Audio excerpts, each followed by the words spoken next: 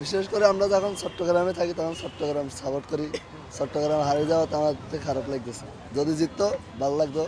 কোনোবার যাতে নিতে পারে নাই, এবার সুযোগ ছিল নেওয়ার জন্য, নিলে বেশি বেটার হতো।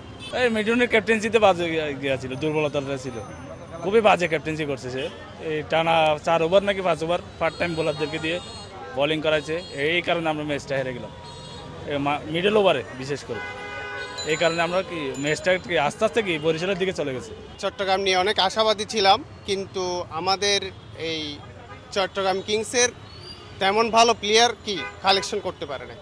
আমি ওই জায়গায় দুর্বলতাটা একদম ফুটে উঠছে এটা মনে করি। এই টিম নিয়ে আমাদের ফাইনালে যে লড়াই করছে, এটা আমি অনেক চাটগাছ ছেলে হিসাবে অনেক প্রাউড ফিল করতেছি।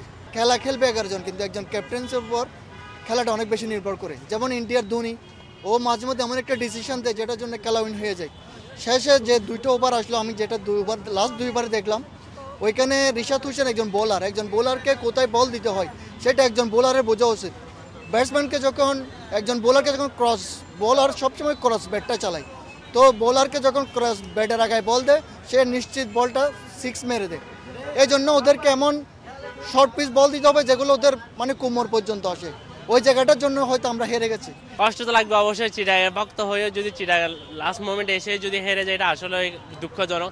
কিন্তু স্পোর্টস তো খেলার মধ্যে হাজির। যদি মনে করেন যে ফাইট করে যদি হেরে যেতাম, তাহলেও মনে করতাম যে একটা সান্ত্বনা দিতে হবে। এখন প্রথম বলে যে খারাপ বল হয়ে যাবে এবং লাস্টে যে মুভমেন্টটা, যেমন শরীফুল ভাই যেমন মোটামুটি ভালো ম্যাচটাকে টেনে দিয়েছে, হ্যাঁ।